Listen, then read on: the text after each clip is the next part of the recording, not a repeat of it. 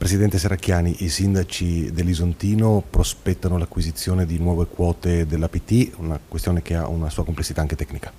Sì, indubbiamente, ovviamente noi dobbiamo mantenere la qualità del servizio, anzi migliorarlo. In questo momento la gara sul trasporto pubblico locale è ancora oggetto di giudizio, ma allo stesso tempo stiamo cercando davvero di lavorare anche per rendere questo servizio omogeneo e perché il servizio ci sia ovviamente su tutto l'ambito regionale.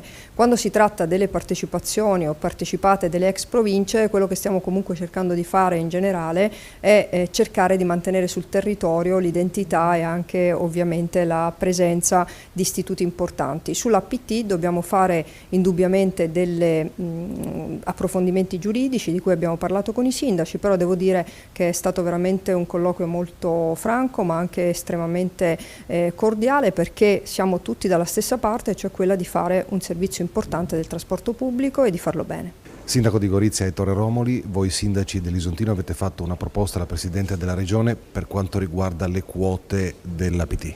Sì, le quote dell'APT oggi sono in mano alla Regione, noi chiediamo che vengano restituite al territorio in quanto è il territorio che ha creato questa ricchezza e noi riteniamo che al territorio questa ricchezza debba tornare. Abbiamo trovato nella Presidente una disponibilità a ragionare su queste cose, vedremo nei prossimi mesi come andrà a finire.